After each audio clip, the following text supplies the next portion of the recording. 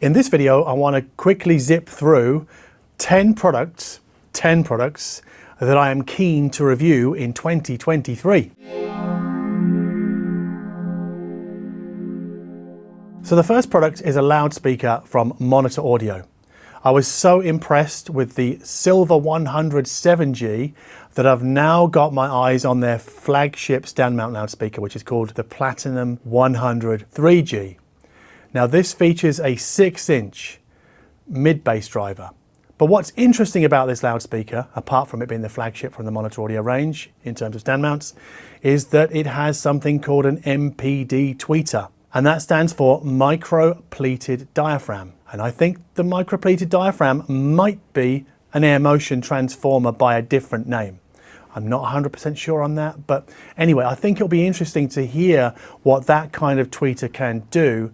Basically, this would be a high-end loudspeaker, a high-end stand mount loudspeaker in a fairly small-ish listening space. So seeing what spending a bigger money on a stand mount gives us. And if I can get hold of a pair of these, I would compare them to the Vivid Audio Kaya S12 and also maybe the Wilson Audio TuneTot, even though the Wilsons are twice the price. Last Black Friday, I bought a pair of Sennheiser IE900 IEMs. And I bought them mainly because I was curious, but also because it was Black Friday, they were half price. So instead of being 300 euros, they are or were 150. And at 150, they're absolute steal. At 300, I don't really know because I haven't really compared them to anything else at that price point. But I can tell you that they are a very detail focused earphone. So if you're somebody who likes to sort of swim in the mix of the music that you're listening to, or get that feeling, then the IE900 might be for you. Now this has really piqued my interest about what Sennheiser can do with IEMs, because as you know, I was a big fan of their true wireless products last year. So all roads now are really leading to the flagship IEM, the IE900. In between the 300 and the 900 there's a 600, but the IE900 is also a single dynamic driver. I think it's called a true response dynamic driver. I think they also use Helmholtz resonators inside the aluminium earpiece. So I'm really keen to get my hands on a set of Sennheiser IE900 this year. As some of you will know, last year I was very impressed by Marantz's CD60, which is a $1,000 CD player, which I think had a USB socket on the front for file playback from a storage device, a USB storage device, but it wasn't gapless. But the CD player part of it I thought was wonderful. I really, really enjoyed the sound. I liked the tactility. The buttons were really cool. The tray mechanism was nice and zippy, which I'm really keen on. So this has piqued my interest for Marantz's flagship CD player, which is actually an SACD player as well. I don't own any SACDs. I don't care about SACDs. I care about CD quality playback. So Marantz's SACD 30N, as it's called, plays CDs. The N refers to network. There's also a network streamer built in if I wanted to use that, but it's HEOS, so I probably wouldn't.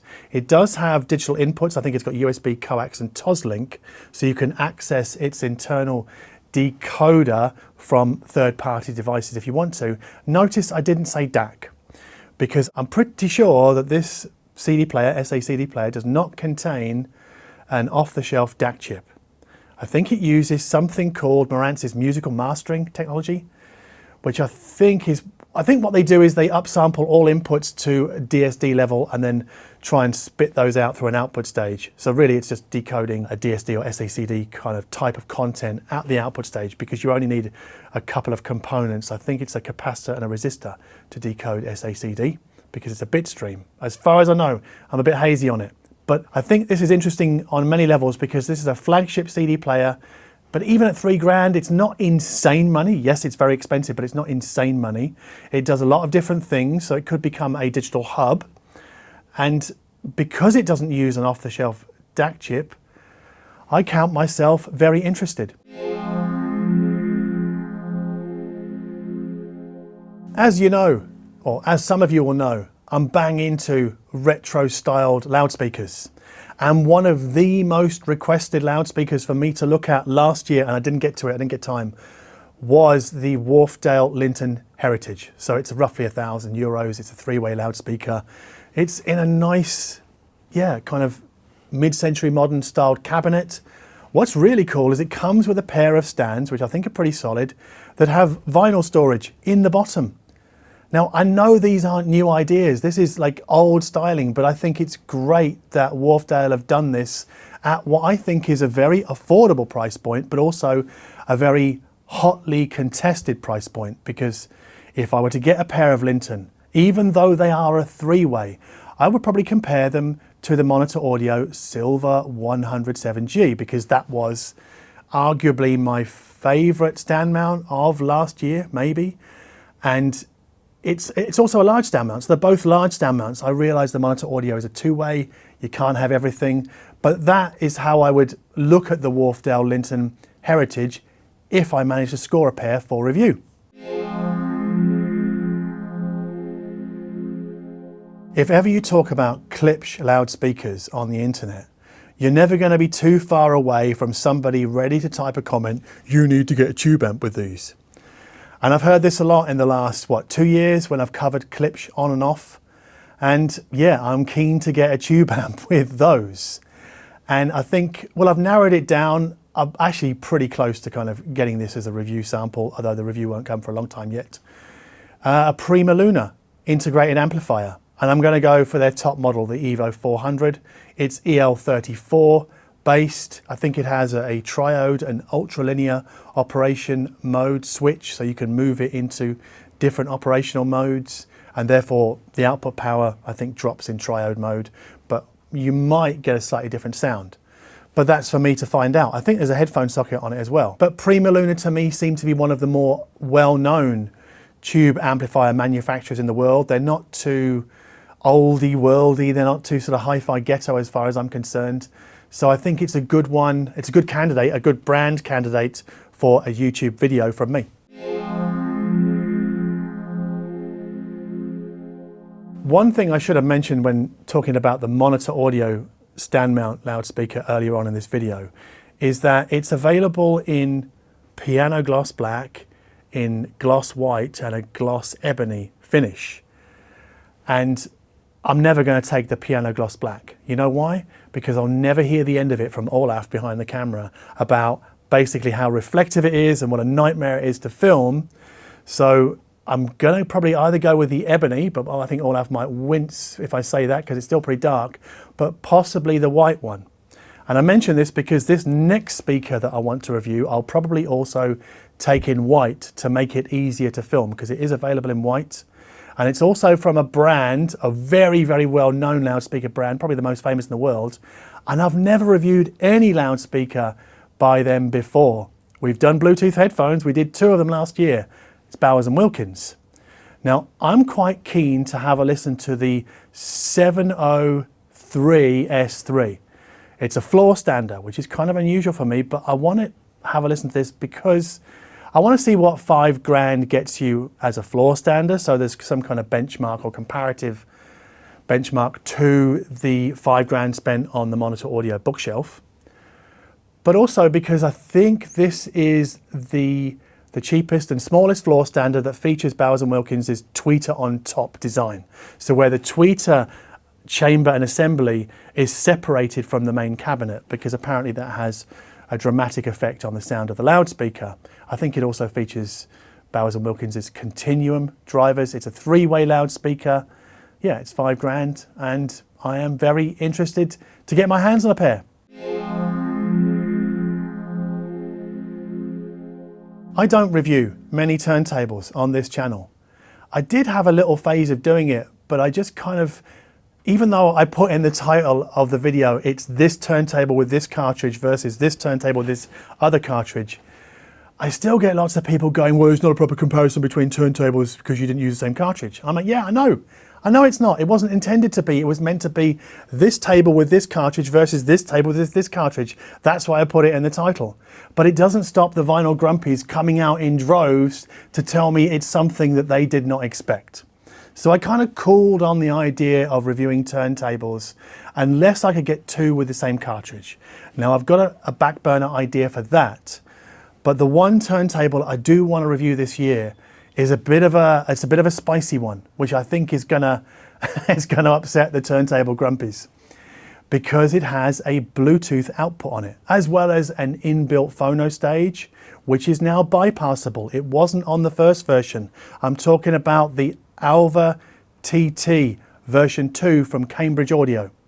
So it has bypassable internal phono preamp, which is useful if you want to use an external preamp, which I do probably. They've changed the tone arm. It used to be, I'm going to say Rega style tone arm, because I don't think officially the tone arm on the original Alva TT came from Rega, even though you look at it and go, it's a Rega tone arm. But this new one is, I don't know who's made it. It's an in-house designed, whatever that means. So it's a tone arm with a detachable head shell, which for me is something that I really enjoy.